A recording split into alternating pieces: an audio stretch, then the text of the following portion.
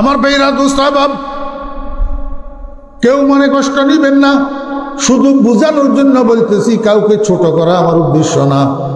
আমার পীর সাহেব হুজুর রহমতুল্লাহ আলাইহি সৈয়দি ওয়া সনদি, আমার কলিজার টুকরা মুর্শেদ হযরত মাওলানা শাহ জমির উদ্দিন নানুপুরি রহমতুল্লাহ আলাইহি বলতেন, বাবারা মোহাব্বতের ভাষায় কথা বলবা যাতে মানুষের উপকার হয়। এই জন্য আমরা বয়ানের মধ্যে কাউকে গালিগালাজ করি না, শুধু বোঝানোর জন্য বলতেছি। দোস্ত আহবাবেরা, একটা মানুষ কবরে যাওয়ার সময় এই সিলাই করা জুব্বা সাথে যাবে, মাথার টুপি সাথে যাবে, পাগড়ি সাথে যাবে। ও বেরা দোস্ত আহবাব, মুসলমানের একটা নিশান শুধু এই দাড়িটার সাথে যাবে। দাড়িটা কি সাথে যাবে, আর কিছু যাবে না। আর একটা কথা মনে রাখবেন, দুনিয়ার সব কাজের টাইম আছে, সব জিনিসের অফিস আছে, জায়গা নির্দিষ্ট আছে, সময় নির্দিষ্ট আছে, কিন্তু মরণের কোনো জায়গা নির্দিষ্ট নাই, মরণের কোনো সময় নির্দিষ্ট নাই। কার কোন সময় মরণ আসবে আমি জানি না, মনে কষ্ট নেবেন না ভাইয়েরা। কারো 25, কারো 30, কারো 35, কারো 40, কারো 45। আল্লাহু আকবার। এইভাবে বয়স হয়ে গেছে, যেই কোনো মুহূর্তে তো মৌত আসি যাইতে পারে। যদি আল্লাহু আকবার আজকে বাসায় যাইয়া ড্রেসিং টেবিলের আয়নার সামনে দাঁড়াইবেন, আয়নার সামনে দাঁড়াইয়া নিজের মুখের দিকে তাকাবেন, মনকে জিজ্ঞেস করবেন, ও মন, তোর এই চেহারাটার সাথে নবীজির চেহারার মিল না জর্জ ডব্লিউ বুশের চেহারার সাথে মিল? মনের জিজ্ঞেস করবেন, মনকে বুঝাবেন, ও মন, এই চেহারা নিয়ে যদি তুই কবরে যাস, তোর নবীজির সাথে তোর সাথে কবরে প্রথম দেখা হবে। প্রথম দেখা নবীজির সাথে উম্মতের সাথে কবরে প্রথম সাক্ষাৎকার হবে। মুর্দা জিজ্ঞেস করবে, মার রাব্বুকা 1 নম্বর প্রশ্ন, ওয়ামা দীনুকা 2 নম্বর প্রশ্ন, ওয়ামান হাযার রাজুলুল্লাযী বুইসা ফীকুম 3 নম্বর প্রশ্ন। এই 3 নম্বর প্রশ্ন করার সময় ফেরেশতা মুর্দাকে বলবে, ও মুর্দা, এই যে তোর সামনে একটা চেহারা দেখা যাইতেছে, এই চেহারাটা কার? এই মানুষটাকে, উনাকে চিনস কিনা বল। হাজা ইসমে ইশারা লিল বাঈদ, দূরবর্তী বস্তুর দিকে ইঙ্গিত করার জন্য নয়, হাজা নিকটতম বস্তুর দিকে ইঙ্গিত করানোর জন্য। আমার ভাইয়েরা দোস্ত আহবাব, আল্লাহর হাবিবের একজন উম্মত বলে কবরে গেছে, আশেক উম্মত। ফেরেশতা এসছে, জিজ্ঞেস করে, মার রাব্বুকা? মুর্দা উত্তর দে, রব্বি আল্লাহ। ফেরেশতা জিজ্ঞেস করে, মা দীনুকা? মুর্দা উত্তর দে, দীন আল ইসলাম। এইবার ফেরেশতা কয়, মুর্দা, এই যে একটা চেহারা দেখতেছো, একটা মানুষ দেখতেছো, এই মানুষটাকে, উনাকে চিনতে পারো কিনা? মুর্দা বলে, এক পলকের জন্য সেদিকে তাকাইয়া এইবার ফেরেশতাদেরকে ঠেলে আর কয়, ও ফেরেশতা, তোমাদের 2টা প্রশ্নের উত্তর তো ঠিকভাবে দিয়েছি, আর একটা প্রশ্নের উত্তর একটু পরে দেব, আগে আমাকে এই চেহারাটা মন ভরিয়া দেখার সুযোগ দাও। খাহেশে ওয়াসলে জুদা লজ্জতে দিদার জুদা, খাহেশে ওয়াসলে জুদা লজ্জতে দিদার জুদা, ऊंचाए हुस्न जुदा इश्क की बाजार जुदा, ऊंचाए हुस्न जुदा इश्क की बाजार जुदा। ও ফেরেশতারা, এই চেহারাটার জন্য পাগল ছিলাম, এই চেহারাটা আমি হতভাগা দেখি নাই। আবু জেহেল দেখছে, আবু লাহাব দেখছে, জংলার হরিণে দেখছে, গর্তের সাপে দেখছে, আমি হতভাগা দেরিতে দুনিয়াতে আসার কারণে রহমতুল্লিল আলামিনের চেহারা মুবারক দেখতে পাই নাই। কত কান্না করেছিলাম আল্লাহর দরবারে একটু স্বপ্ন যুগে দেখার জন্য, তাও আমার ভাগ্যে জুটে নাই। আজকে কবরের মধ্যে সর্বপ্রথম নবীজির দিদার পাইলাম, আগে মন ভরিয়া দেখিলই, তারপরে তোদের প্রশ্নের উত্তর দেওয়া হবে। আল্লাহু আকবার। ও বেরা দোস্ত আহবাব, আমি আপনাদেরকে জিজ্ঞেস করি, এই যে নবীজির সাথে আপনি মুখোমুখি হবেন, সামনাসামনি হবেন, রহমতুল্লিল আলামিন আপনার দিকে তাকাইয়া থাকবে, আপনি রহমতুল্লিল আলামিনের দিকে তাকাইয়া থাকবেন। ওই সময় আপনার চেহারার সাথে রহমতুল্লিল আলামিনের চেহারার যদি মিল না থাকে, আপনার চেহারার সাথে যদি আল্লাহু আকবার জর্জ ডব্লিউ বুশের চেহারার মিল হয়, নবীজি নারাজ হইয়া যদি মুখটা ফিরাইয়া নেয়, কিয়ামতের ময়দানে আপনার কি অবস্থা হবে? কার সুপারিশে জান্নাতে যাবেন? হাউজে কাউসারের পানির গ্লাস, হাউজে কাউসারের শরবতের গ্লাস কার হাতের থেকে নিবেন? এই জন্য মৃত্যু কোন সময় আসে যখন জানেন না, তখন সার্বক্ষণিক মৃত্যুর জন্য তৈরি থাকতে হবে। কেমনে তৈরি থাকবেন? আজকের এই মুহূর্তে তওবা করবেন কান্দরিয়া, আর দাড়িতে কুর লাগাবো না, আর দাড়িতে ব্লেড লাগাবো না। আজকের পর থেকে যতক্ষণ পর্যন্ত এক মুষ্টি না হবে ততক্ষণ পর্যন্ত দাড়ি কাটবো না। কিয়ামতের ময়দানে আল্লাহর সামনে যাইয়া বলবো, ইয়া আল্লাহ তেরে মাহবুবে কি ইয়া রব शबाहत लेके आया हूँ, तेरे महबूब की या रब शबाहत लेके आया हूँ, हकीकत उसको तू कर दे मैं सूरत लेके आया हूँ। या अल्लाह আর তো কিছু করতে পারি নাই, তোমার বন্ধুর সাদৃশ্যটা অবলম্বন করি, তোমার বন্ধুর দাড়িগুলা লইয়া আসছি। আয় আল্লাহ, এটার উসিলায় তুমি আমাকে মাফ করে দাও। কবর দেওয়ার তো দুইটা অর্থ আছে। একটা হলো মুর্দাকে কবরে নামানো, আর একটা হলো কবরে মাটি দেওয়া। এটা কি কবরে মুর্দাকে নামানোর দোয়া? নামানোর একটা দোয়া আছে না, সেটা কি? ওয়ালা মিল্লাতু বিসমিল্লাহি ওয়ালা মিল্লাতি রাসূলুল্লাহ। দেখিয়েন, এমনি তো ফাকনা ফাকনা কথা কয়, এক কথা এত বড় বড় 5 মণ ওজন, কিন্তু ইসলামের দরকারি দরকারি জিনিসগুলা শুদ্ধ করে জানে না। জানাজার নামাজের দোয়াটা শুদ্ধ করি জানে না, কবর জিয়ারতের দোয়াটা শুদ্ধ করি জানে না, মুর্দাকে কবরে নামানোর দোয়াটা শুদ্ধ করি জানে না। একদিন এক নেতা, আমি বয়ান করতেছি, আমার বয়ানের মাঝখানে আসি আঙ্গুল দেখায়, হুজুর মানে স্যার আসছে আর চলে যাবে, মাঝখানে একটু বক্তব্য দিবে, আমারে কয় একটু থামতে। তো আমি থামছি, স্যারে বক্তব্য দিতেছে, আমার পাশে দাঁড়াই।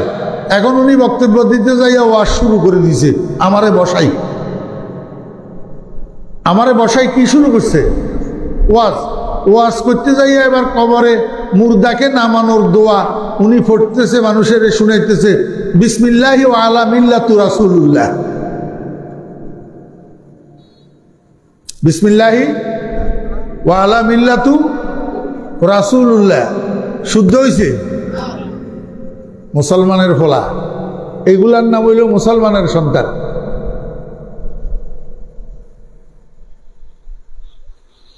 অর্থ কি? অর্থ কি? বিসমিল্লাহি কি অর্থ?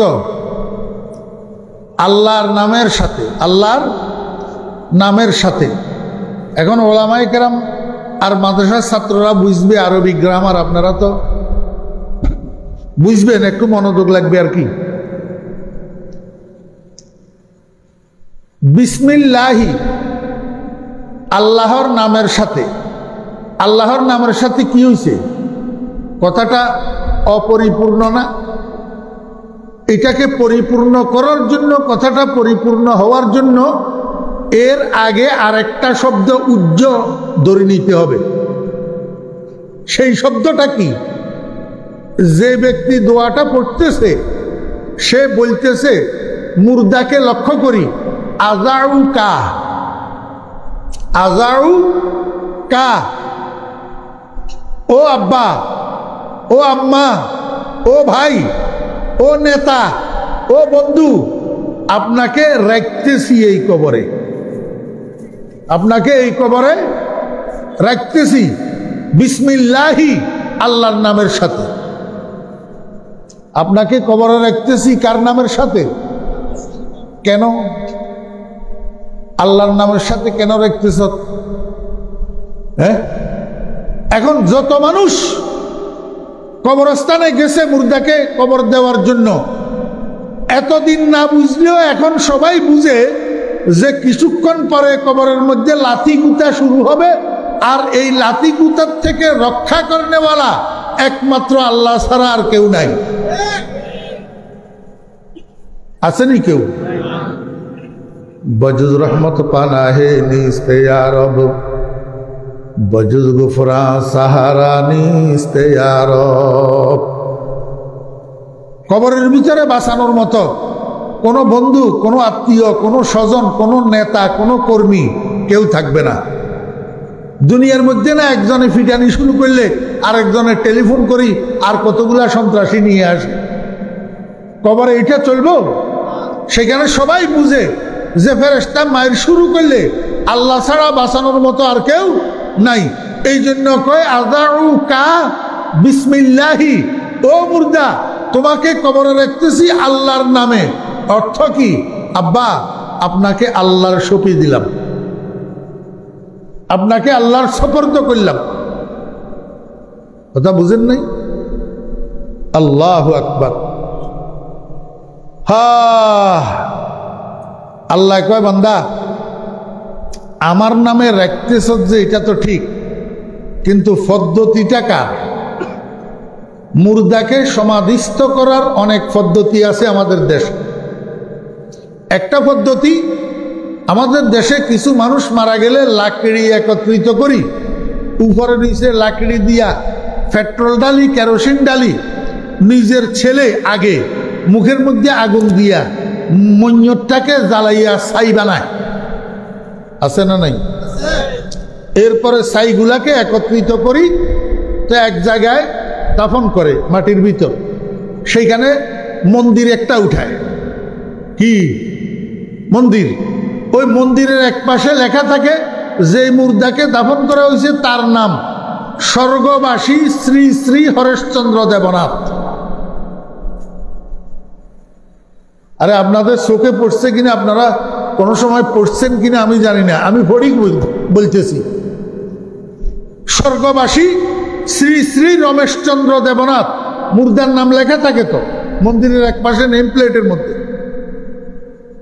তাদের ধারণা, তাদের বিশ্বাস, তাদের আব্বারে জ্বালাইয়া যে তারা ছাই বানাই দিছে, তাদের আব্বার আত্মা বেহেশতে অলরেডি চলে গেছে। এই জন্য স্বর্গবাসী লেখে। স্বর্গ মানে জান্নাত, স্বর্গ মানে জান্নাত।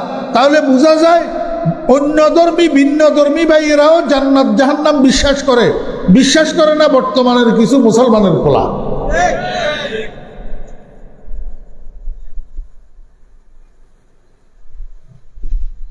আরেকটা পদ্ধতি, আমাদের দেশের কিছু মানুষ মারা গেলে একটা গর্ত 1.5 থেকে 2 হাত গভীর একটা গর্ত খনন করি, মুর্দাটাকে হাত পাও বাঁকা করি, একবারে দলা করি আমরা বসাই দে, বসাই উপরে দিই মাটি দিয়া চাপা দিয়া দে, উপরে ওই টিফিন বাটির মতো সিমেন্ট দিয়ে ফাঁকা করি, একটা নিশান রাখে। এটা বুদ্ধিস্টদেরকে দাফন করার পদ্ধতি। আর কিছু মানুষ মারা গেলে শরীরের মধ্যে ওজনী পাথর বাঁধি স্টিমারে করি, নৌকায় করি, নদীতে নিয়ে সাগরে নিয়ে পানির মধ্যে ছাড়ি দে। এটা হইল তাদের কবর দেওয়া। সব মানুষের সমাধিস্থ করার কবর দেওয়ার পদ্ধতি এক না তো। আমাদের দেশে তো কিছু এমন বুদ্ধিজীবী আছে যারা আবার মরার আগে ওসিয়ত করে, আমি মারা গেলে আমার লাশটা কোনো মেডিকেল কলেজে দিয়া দিও, দাফন করিও না, জাদুঘরে রাখি দিও, দাফন করিও না। কেন? মনে মনে ভয়, এতদিন চাটুকারি করছি যে এখন কবরে দাফন করলে ফেরেশতায় যদি লাথি মারে। পাগল তো, বুঝে না। অথচ একটা জাদুঘরের মধ্যে চতুর্দিকে হাজার হাজার পাওয়ারের লাইট লাগাই, আপনার লাশটাকে যদি এই হাজার হাজার পাওয়ারের লাইটের মাঝখানে যদি রাখা হয়, আপনি কি মনে করেন ওই কবরের যে সমস্ত কার্যক্রম সেগুলা কি আপনার উপরে বর্তাও হবে না? হযরত উলামায়ে কেরাম আছে, এখানে জিজ্ঞাসা করেন। যার যেখানে সমাধি হয় সেটাই তার জন্য কবর, সেটাই তার জন্য কবর। একটা মানুষ যদি মরে যায়, তাকে যদি হাজার হাজার মানুষের মাঝখানে পাহাড়ের মধ্যে বেষ্টনীর মধ্যে 2, 4, 10 দিন 20 দিন যদি ফেলে রাখা হয়, বরজখের কার্যক্রম হবে না? শাস্তি যেগুলা, এগুলা হবে না? কপালে শাস্তি থাকলে শাস্তিও পাবে, আর কপালে শান্তি থাকলে শান্তিও পাবে। খোদার কসম, এই চামড়ার চোখ, দৃশ্য জগতের চোখ দিয়ে আপনি সেটা দেখবেন না, কারণ ওই কার্যক্রম দৃশ্য জগতের কার্যক্রম না, এটা অদৃশ্য জগতের কার্যক্রম। আর এই কার্যক্রমের সম্পৃক্ততা শরীরের সাথে না, এটা রুহের সাথে। রুহু যেরকম দেখা যায় না, রুহের সাথে সম্পৃক্ত কার্যক্রমও দেখা যায় না। আমি আপনাদেরকে বুঝাইতে চাইছিলাম, সব মরা মানুষের সাথে একরকম ব্যবহার করা যায় না। আর কিছু মানুষ তারা মারা গেলে বড়ই ফাতা দিয়া গরম পানি করা হয়, বড়ই ফাতা দিয়া ঘরের বাহিরে আনি, একটা কিছুর উপরে শোয়াইয়া আল্লাহু আকবার, এটাকে রসুল আকরম সাল্লাল্লাহু আলাইহি ইসলামের পদ্ধতিতে গোসল দেওয়ানো হয়। কি দেওয়ানো হয়? গোসল। এরপরে কাফন পরানো হয়, এরপরে জানাজার নামাজ পড়ানো হয়, এরপরে ওইটারে কবরে নিয়ে রাখা হয়। আপনাদের এলাকায় মুর্দা কবরে কোন ফাঁস দিয়া রাখে? পূর্ব দিক দিয়া না পশ্চিম দিক দিয়ে? হ্যাঁ, কোন দিক থেকে নামায় কবরে? পশ্চিম, সেটাও জানা। পশ্চিম দিক থেকে নামায়। মাথা কোন দিকে?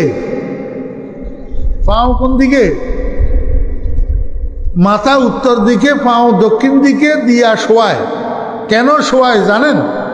যে মাথাটা উত্তর দিকে দিলে একটা মানুষকে যখন ডান দিকে ফিরাই দেওয়া হয় তখন কেবলামুখী হয়। দক্ষিণ দিকে মাথা দিয়া কেবলামুখী হইতে হলে বাম দিকে ফিরাইতে হবে, ডান দিকে ফিরাইলে কেবলামুখী হয় না। কথা বুঝছেন না বুঝেন নাই? এখন মুসলমান মুর্দাদেরকে দাফন করা হয় কেবলামুখী কইরা না পূর্বমুখী কইরা? এটা কার তরিকা? লেলিনের, হ্যাঁ, কার্ল মার্কসের, জর্জ বুশের না মোদি দাদার? হ্যাঁ, মুহাম্মদুর রাসূলুল্লাহ সাল্লাল্লাহু আলাইহি ওয়াসাল্লামের তরিকা। ও কমবক্ত জানোয়ার, তোর কাছে তো মুহাম্মদুর রাসূলুল্লাহ সাল্লাল্লাহু আলাইহি ওয়াসাল্লামের তরিকা ভালো লাগে না, মুহাম্মদুর রাসূলুল্লাহ সাল্লাল্লাহু আলাইহি ওয়াসাল্লামের আদর্শ ভালো লাগে না, মুহাম্মদুর রাসূলুল্লাহর কালচার ভালো লাগে না, তোর কাছে মোদির কালচার ভালো লাগে, হিন্দুয়ানি কালচার ভালো লাগে। তো তুই মরার আগে ওসিয়ত করি মর। ও বেটারা, আমি মারা গেলে আমারে দক্ষিণ দিকে মাথা দিয়া আমারে কবর দিস, উত্তর দিকে মাথা দিস না। আমাকে কেবলামুখী করি কবর দিস না, আমাকে পূর্বমুখী করি কবর দিস। কথা বুঝেন নাই?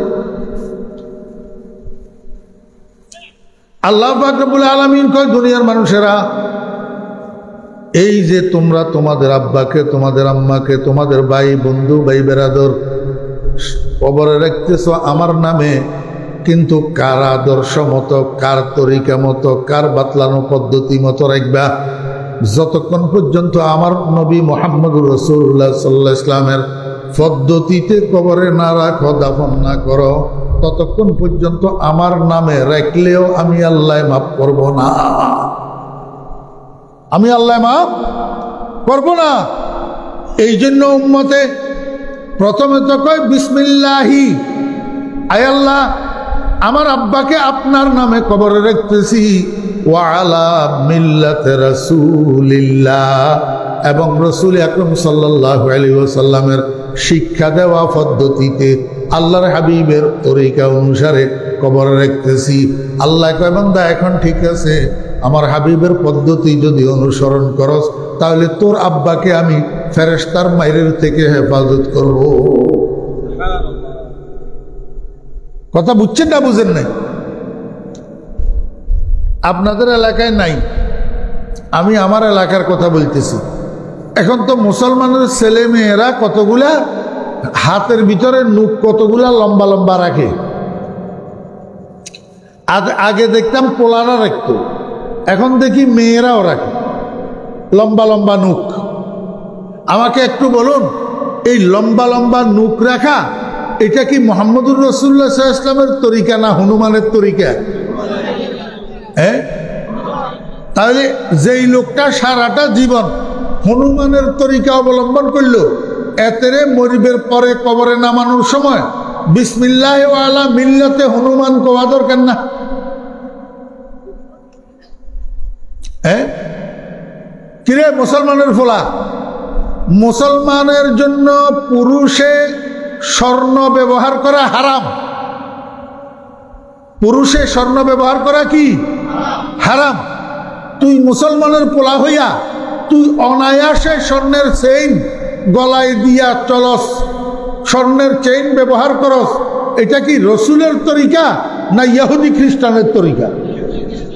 তো তাহলে তো তোরে কবরে রাখার সময় বলার দরকার বিসমিল্লাহ আলা মিল্লাতিল ইয়াহুদ ওয়ান নাসারা, বিসমিল্লাহ আলা মিল্লাতে হিন্দু বলা দরকার। তুই রসুলের তরিকা তো গ্রহণ করস নাই, তোরে এখন মিল্লাতে রসুল কেন বলা হবে? এই কথা কইলেই তো মনে কষ্ট। উনি সারা জীবন বাটপারি করবে, মসজিদের ধারে কাছে যাবে না। এখন মরার পরে শাস্তিমূলক যদি আলেমেরা কয় জানাজা পড়বো না, তখন আলেমদের উপরে ক্ষিপ্ত হয়। ক্ষিপ্ত হয় কেন? ক্ষিপ্ত হইবা, সারা জীবন তো মসজিদের ধারে কাছে যাও নাই, এখন জানাজার নামাজের কি দরকার?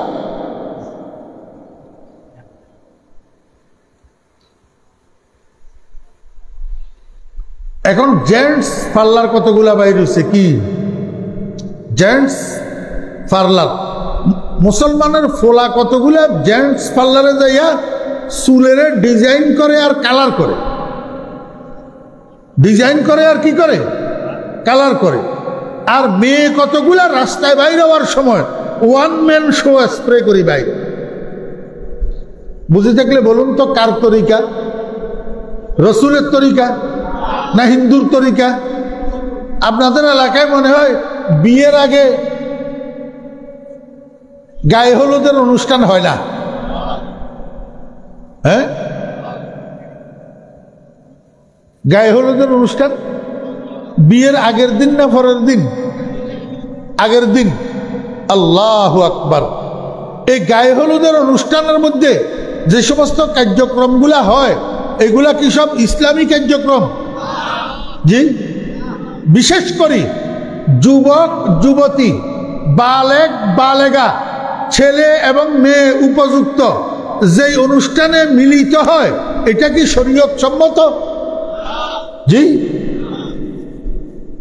বলে আত্মীয়, কিরে বেটা, একজন বলে তালতো ভাই আরেকজন তালতো বোন, একজন তালতো ভাই আরেকজন তালতো বোন।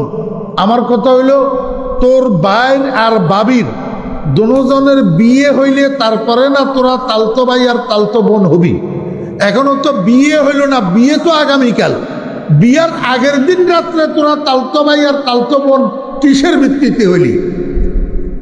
আমারে বুঝান, হায়া শরম কোথায় গেছে মুসলমানের?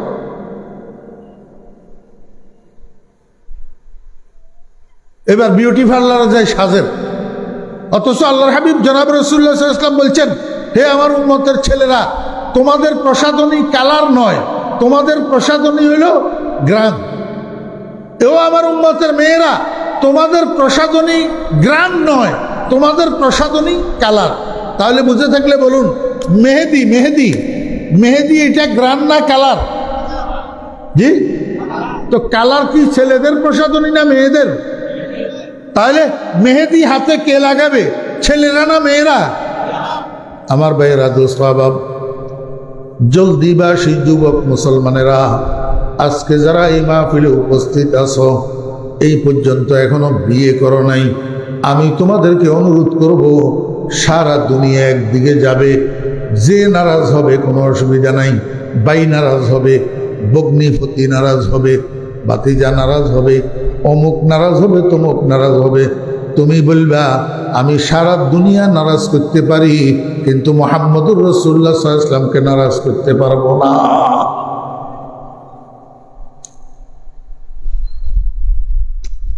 গজওয়ায়ে তাবুকের মধ্যে 3 জন সাহাবী যাইতে পারেন নাই, সত্যবাদী সাহাবী, হযরতে কাব ইবনে মালিক রাদিয়াল্লাহু আনহু, হেলাল ইবনে উমাইয়া রাদিয়াল্লাহু আনহু, মুরারা ইবনে রবি রাদিয়াল্লাহু আনহু।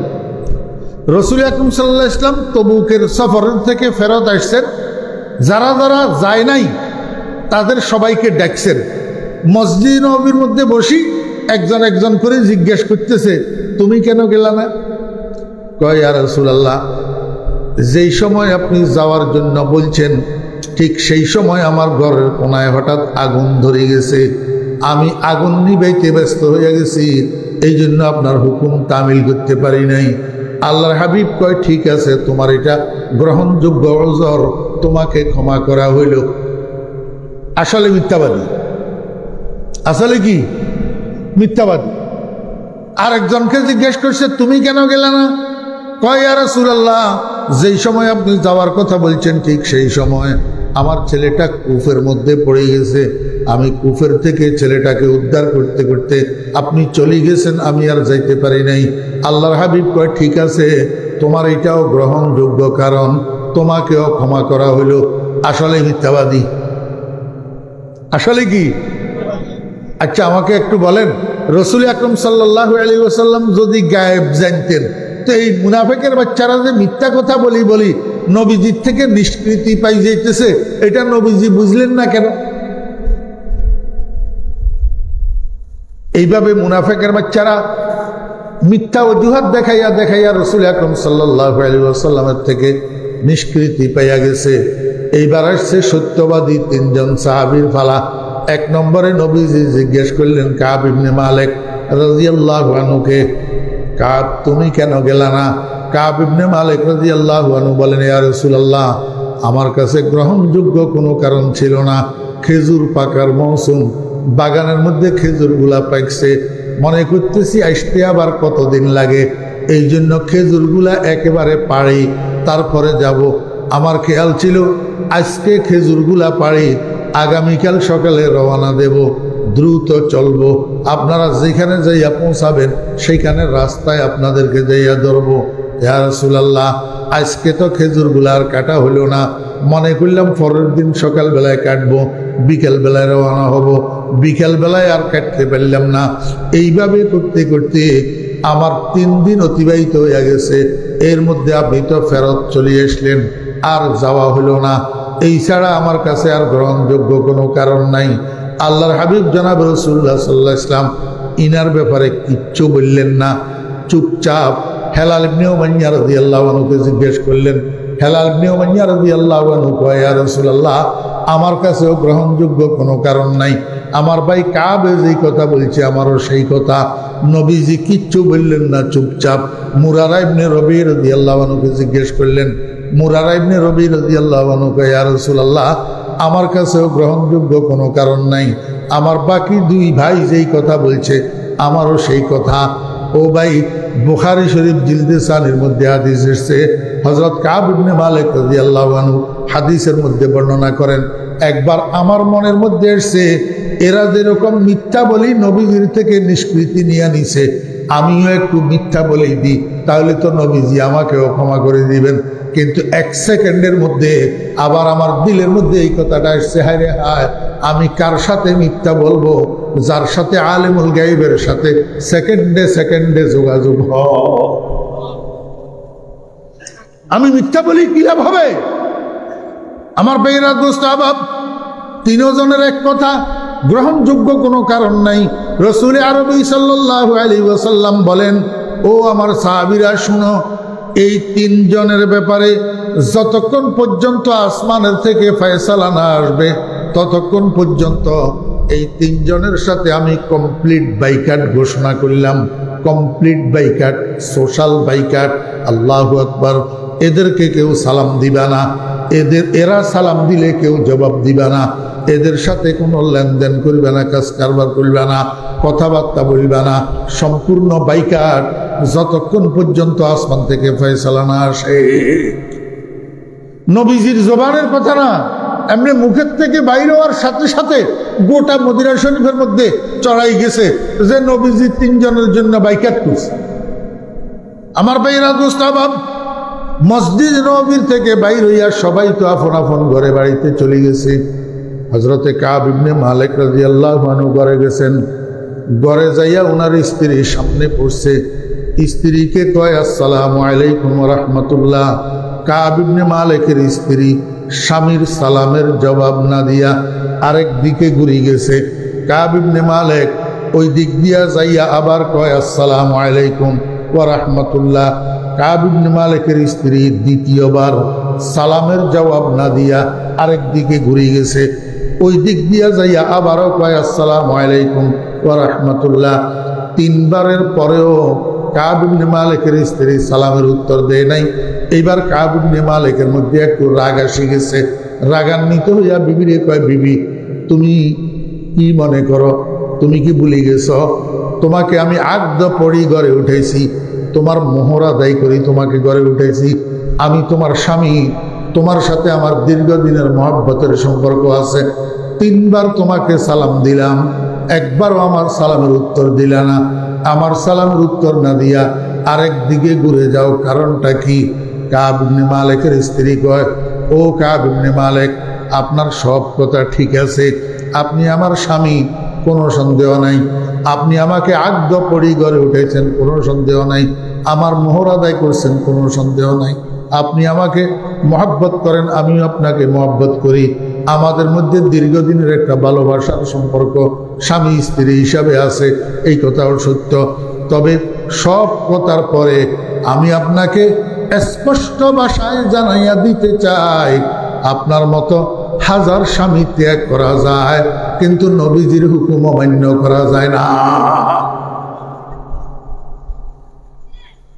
তামাশা দেখছেন? বিবি স্বামীরে কয়, আপনার মতো হাজার স্বামী ত্যাগ দেওয়া যায়, কিন্তু মুহাম্মদুর রাসূলুল্লাহ সাল্লাল্লাহু আলাইহি ওয়াসাল্লামের হুকুম অমান্য করা যাবে না। আল্লাহর হাবিব আপনাদের সাথে বাইকাট ঘোষণা করছেন, যতক্ষণ পর্যন্ত জবানের রাসালাতের থেকে আবার আপনাদের সাথে কথা বলার অনুমতি না আসে, ততক্ষণ পর্যন্ত আমি আপনার সাথে কথা বলব না। আল্লাহু আকবার। আমার ভাইরা দোস্ত আহবাব, আল্লাহর হাবিব জনাব রাসূলুল্লাহ সাল্লাল্লাহু আলাইহি ওয়াসাল্লামের উম্মত যদি হইয়া থাকি, আল্লাহর হাবিব জনাব রাসূলুল্লাহ সাল্লাল্লাহু আলাইহি ওয়াসাল্লামের আদর্শ অনুসরণ করতে হবে। দুনিয়া ভেসে যাবে, দুনিয়া উল্টে যাবে, बनके दीवाना करेंगे खल्क़ को दीवाना हम, बनके दीवाना करेंगे खल्क़ को दीवाना हम, बरसरे मिंबर सुनाएंगे तेरे अफसाना हम। দুলাভাই নারাজ হবে, তাতে আমার কি আসে হবে, তাতে আমার কি আসে যায়? দুনিয়ার যে কেউ নারাজ হোক, আমি হাতে মেহেদি লাগাবো না, মুহাম্মদুর রাসূলুল্লাহ সাল্লাল্লাহু আলাইহি ওয়াসাল্লাম হুকুম অমান্য করব না। রাজি আছেন তো সবাই? আরে বুড়ারা না, আপনারা বিয়ে কি আবার করবেননি? যুবকদেরকে জিজ্ঞাসা করতেছি, যুবকদেরকে, এই মুরাদে মা নসিহত বুদ গফতেম হাওয়ালত বা খুদা কর দেম রফতেম। নসিহত উদ্দেশ্য ছিল তাই করিলাম, আল্লাহর সপর্দ করে আমি চলিলাম।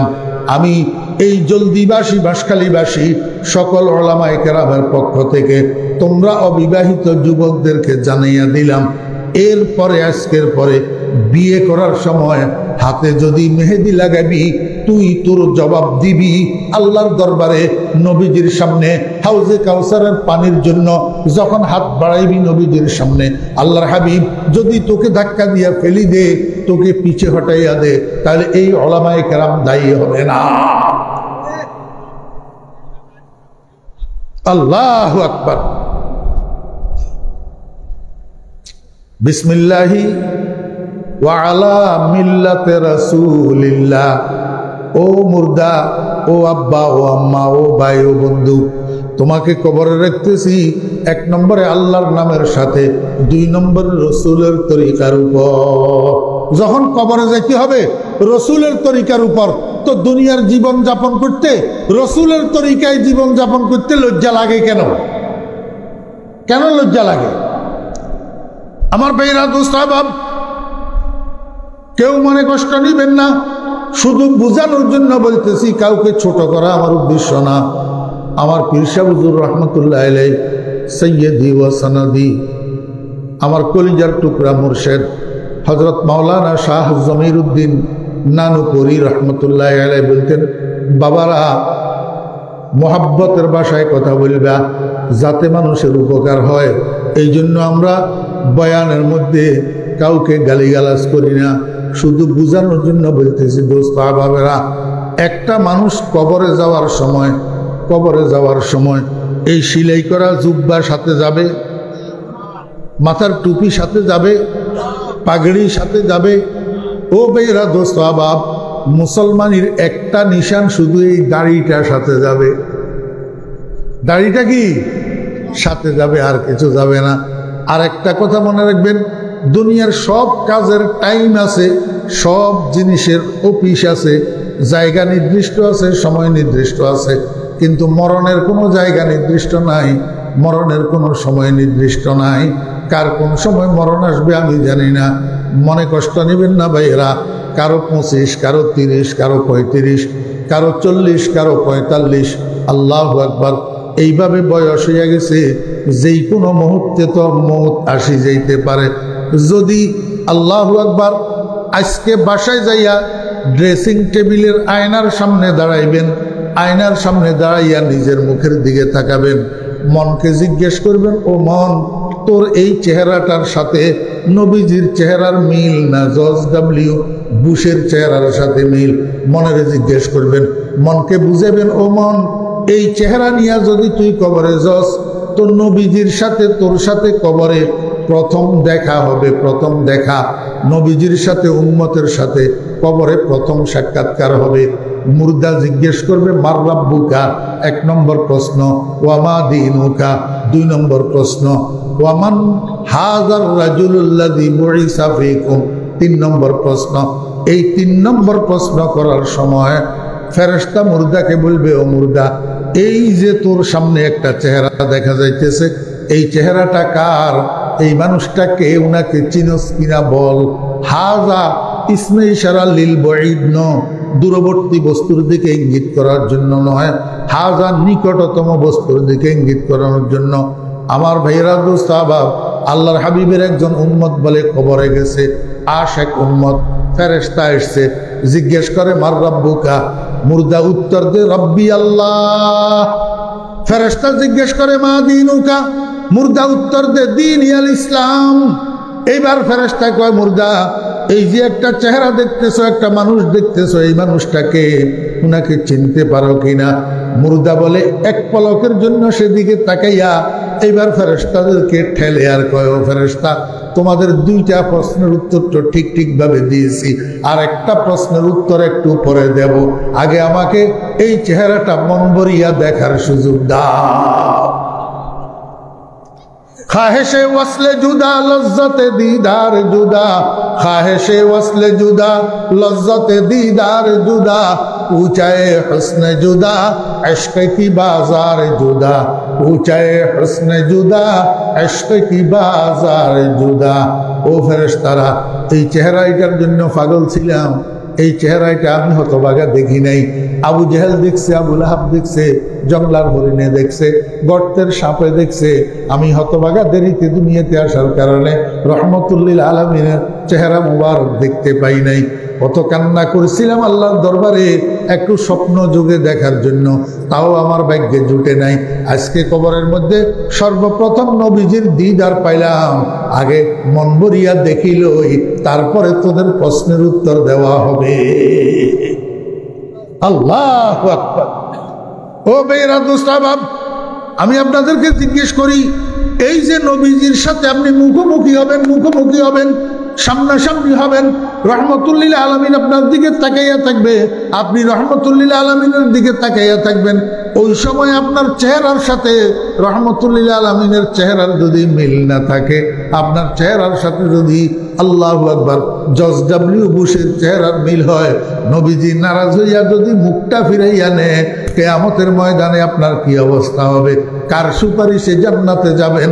হাউজে কাউসারের পানির গ্লাস, হাউজে কাউসারের শরবতের গ্লাস কার হাতের থেকে নিবেন? এই জন্য মৃত্যু কোন সময় আসে যখন জানেন না, তখন সার্বক্ষণিক মৃত্যুর জন্য তৈরি থাকতে হবে। কেমনে তৈরি থাকবেন? আজকের এই মুহূর্তে তওবা করবেন কান্দরিয়া, আর দাড়িতে কুর লাগাবো না, আর দাড়িতে ব্লেড লাগাবো না। আজকের পর থেকে যতক্ষণ পর্যন্ত এক মুষ্টি না হবে, ততক্ষণ পর্যন্ত দাড়ি কাটবো না। কিয়ামতের ময়দানে আল্লাহর সামনে যাইয়া বলবো, এ আল্লাহ, তেরে মাহবুবে কি ইয়া রব, शबाहत लेके आया हूँ तेरे महबूब की या रब शबाहत लेके आया हूँ हकीकत उसको तू कर दे मैं सूरत लेके आया हूँ या अल्लाह আর তো কিছু করতে পারি নাই তোমার বন্ধুর সাদৃশ্যটা অবলম্বন করি তোমার বন্ধুর গাড়িগুলা লইয়া আসছি আয় আল্লাহ এটার উসিলায় তুমি আমাকে মাফ করে দাও পারবেন তো ইনশাআল্লাহ আল্লাহ যদি তৌফিক দিয়ে তো না পারবেন না হলে পারবেন না না হলে মনের মধ্যে শয়তানে কুচকা ঢুকাই দিব কইব আর দূর হুজুরে বয়ান করলে করছি আর কি তোর বন্ধু বান্ধব আত্মীয় স্বজন নেতা খেতা কত কিছু আছে কত মানুষের তোর টিটকারি করবে এখনো বিয়ে করস নাই শাদী করস নাই এত তাড়াতাড়ি কি দাঁড়ি রাখস তুই পাগল নি করো আল্লাহু আকবার বিসমিল্লাহি ওয়া আলা মিল্লাতি রাসূলিল্লাহ যখন মিল্লাতে রাসূলের উপরে কবরে শুতে হবে তাহলে মৃত্যু আসার আগে মিল্লাতে রাসূলের উপরে জীবনটা গঠন করো মিল্লাতে রাসূলের উপর এর পরের দোয়াটা বলেন সবাই বলেন সবাই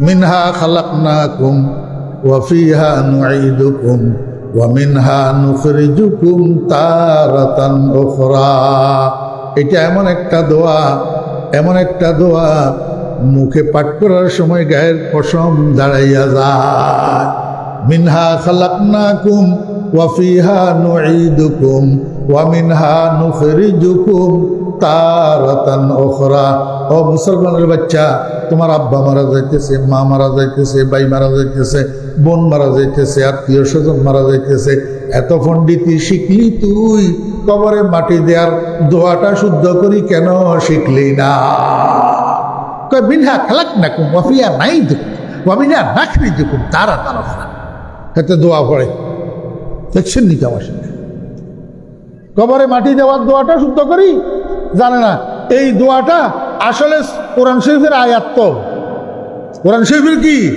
আয়াত সূরা তাহার আয়াত আমার ভাইরা দোস্ত বাব রাসূল আকরাম সাল্লাল্লাহু আলাইহি ওয়াসাল্লাম শত শত মুর্দা দাফন করছেন এই মুর্দাদেরকে দাফন করার সময় আল্লাহর হাবিব কবরে মাটি দেওয়ার সময় দোয়া এটা পাঠ করেছেন এখন এটা নবীজির সুন্নত হয়ে গেছে এই সুন্নত পালন করার জন্য আমরাও কবরে মাটি দেওয়ার সময় কোরআন শরীফের আয়াত এটা পাঠ করি দোয়া হিসাবে কেন পাঠ করি ভাই কোরআন শরীফের মধ্যে 6666 আয়াত আছে নবীজি মুর্দার কবরে মাটি দেওয়ার সময় আর তো কোনো আয়াতকে দোয়া হিসাবে পড়লেন না এইটাকে কেন দোয়া হিসাবে পাঠ করলেন এটাকে দোয়া হিসাবে পাঠ করছেন এই জন্য যে এই দোয়ার মধ্যে একটা মানুষের জীবনের শুরু থেকে শেষ পর্যন্ত সংক্ষিপ্ত ইতিহাসটা এখানে দেওয়া আছে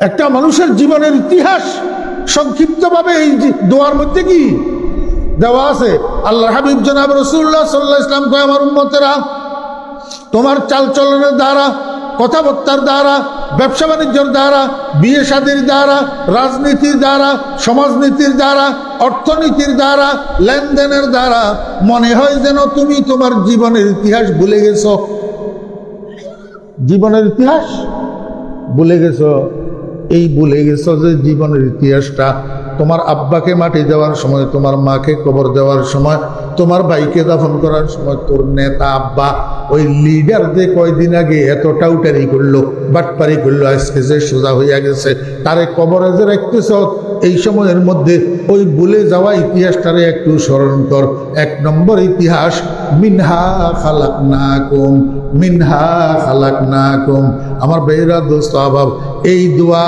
কবরে মাটি দেওয়ার সময় দাফনকারীরা যে পড়ে মুর্দাকে শোনানোর জন্য নাকি মুর্দার তো তখন শ্রবণ শক্তি নাই মুর্দা তো শুনে না তো মুর্দারে শোনানোর জন্য পড়লে লাভ কি আসলে মুর্দাকে শোনানোর জন্য না এটা নিজের জীবনের ইতিহাসটা নিজে স্মরণ করার জন্য মিনহা খালাকনাকুম ও মন তুই এত লাফালাফি করিস কেন তুই এত ফালাফালি করিস কেন তুই এত উড়াউড়ি করিস কেন তুই এত গোড়াগড়ি করিস কেন তুই মানুষের এত ক্ষতি কেন করিস মানুষের এত আল্লাহু আকবার খুন কেন করিস মানুষ এত খুন কেন করিস মানুষের জায়গা জমিন টাকা পয়সা অন্যায়ভাবে কেন আত্মসাৎ করিস আল্লাহু আকবার তোরে তো আল্লাহ পাক রব্বুল আলামিন মাটি দিয়া বানাইছে। কি দিয়া?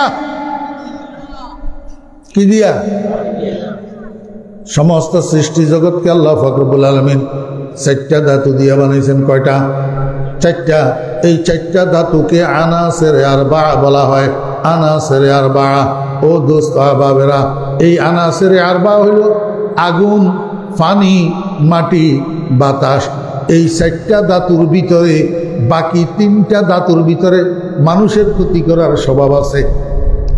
আগুনের মধ্যে মানুষের ক্ষতি করার স্বভাব আছে না নাই? কথা কয় না। যেখানে লাগে সেখানে জ্বালাইয়া বর্ষ বানাইয়া দে। বাতাসের মধ্যে মানুষের ক্ষতি করার স্বভাব আছে না নাই?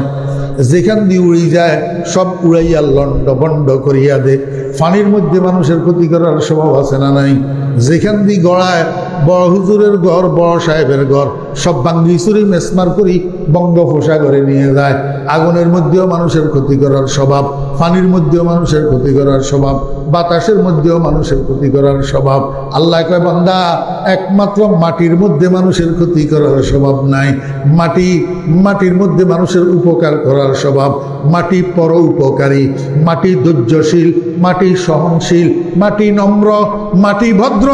মাটি দিয়া আল্লাহু আকবার, মাটির উপর দিয়া জুতা পায়ে দিয়া তুই সারাক্ষণ 24 ঘন্টা মাটিকে পদদলিত করস। মাটি কোনোদিন বাধা দেয় না। মাটির মধ্যে হাল চাষ করিয়া তোর আল্লাহু আকবার খাদ্য দ্রব্যগুলা উৎপাদন করস। মাটির মধ্যে বোরিং করিয়া তোর পানীয়গুলা তুই সেখান থেকে আল্লাহু আকবার লেয়ারের থেকে আবিষ্কার করস। মাটির ভিতরে আমি তোর সমস্ত দামি দামি খনিজ দ্রব্যগুলা সেখানে লুকাইয়া রাখছি। স্বর্ণ, তেল, পেট্রোল, গ্যাস সব কিছু মাটির ভিতরে ঢুকাইয়া রাখছি। এই মাটির বুক চিরিয়া তুই সবগুলাকে উদ্ধার করস, বাইর করস। মাটি কোনো সময় প্রতিবাদ করে না। আর সবচেয়ে বড় জিনিস, মাটির ভিতরে পায়খানা বানাইয়া, মাটির ভিতরে প্রস্রাবখানা বানাইয়া সারাটা জীবন মাটিকে তুই ময়লা যুক্ত করতেছ, দুর্গন্ধ যুক্ত করতেছ। অথচ এই মাটি কোনোদিন উহু করে না, মাটি কোনোদিন বাধা দেয় না। কারণ মাটি নম্র, মাটি ভদ্র, মাটি সভ্য, মাটি শান্ত, মাটি পর উপকারী। আল্লাহ কয়, বান্দা তুই মনে হয় তোর জীবনের ইতিহাস ভুলে গেছ। তোরে তো মাটি দিয়া বানাইছিলাম কি জন্য? মাটির মতো নম্র হওয়ার জন্য, মাটির মতো শান্ত হওয়ার জন্য, মাটির মতো ভদ্র হওয়ার জন্য, মাটির মতো পর উপকারী হওয়ার জন্য। কিন্তু এখন তোর চালচলনের মতো দেখা যায় তোর উঠা বসা কাজকর্ম আগুনের মতো, আগুনের মতো। যেখান দিয়ে তুই যস তোর গায়ের গরমে চতুর্দিক জ্বলিয়া ছাই হইয়া যায়। তোর চালচলনে বোঝা যায় তোর চরিত্র এখন বাতাসের মতো। তুই উড়াউড়ি করস আর দুনিয়ার সব শান্তি, সামাজিক শান্তি সব লন্ডভন্ড করে দেওস তুই। আল্লাহু আকবার। তোর চালচলনে বোঝা যায় তোর মধ্যে মাটির স্বভাব। তুই যেন কুকুরের মতো যা পস সব হামারা, নিজের না পরের এইটা বুঝস না, শুধু পকেটে ঢুকস, পাইলেই পকেটে ঢুকস। এই যে বদভ্যাসগুলা, আগুনেরটা, পানিরটা, বাতাসেরটা তোর মধ্যে আসলেও থেকে নিশ্চয় তোর জীবনের ইতিহাস বলি গেছ। কোন সে ধাতুর দ্বারা তোর তৈরি, কোন সে ধাতুর দ্বারা তোর গঠন, এটা মনে হয় তুই বলি গেছ। এই জন্য তোর বাপের কবরে মাটি দেওয়ার সময়, মায়ের কবরে মাটি দেওয়ার সময়, তোর নেতার কবরে মাটি দেওয়ার সময় তুই জীবনের ইতিহাসটা একটু স্মরণ কর। মিনহা খালাকনাকুম। ও মন, তোরে তো আগুন দিয়া বানাই নাই, তোরে তো পানি দিয়া বানাই নাই, তোকে তো বাতাস দিয়া বানাই নাই, তোকে বানাইছিল মাটি দিয়া। এই জন্য মাটির মতো সভ্য, ভদ্র আর শান্ত হওয়ার জন্য তুই এত উড়াউড়ি লাফালাফি করস কেন? আপনাদের এলাকায় নাই? হ্যাঁ, বেশি উড়াউড়ি, বেশি লাফালাফি করিও না। বেশি উড়াউড়ি, বেশি লাফালাফি করিও না। বেশি উড়াউড়ি, বেশি লাফালাফি করলে মনে রাখিও সব উড়াউড়ি চিরস্থায়ী নয়, একদিন উড়াউড়ি বন্ধ হইয়া যায়। অতীতওয়ালাদের যেমন বন্ধ হয়েছে, অতীতের থেকে শিক্ষা নাও। সুযোগ পাইয়া আবার কেউ বেশি উড়াউড়ি করিও না। আবার যদি কেউ বেশি উড়াউড়ি করো, আবার পতন হবে ইনশাআল্লাহ।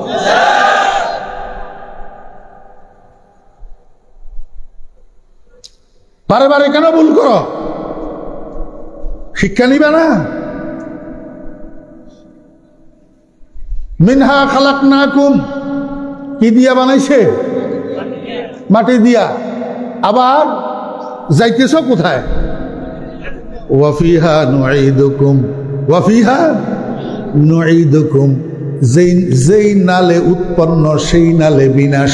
হযরত নানুপুরি হুজুর রহমতুল্লাহ আলাইহি, আমার উস্তাদ, আমার শাইখ আউয়াল, শাইখুল আরব ওয়াল আজম, শাইখুল মাশায়েখ হযরত মাওলানা শাহ সুলতান আহমদ নানুপুরি রহমতুল্লাহ আলাইহি বলতেন, বাবারা, যেই নালে উৎপন্ন সেই নালে বিনাশ।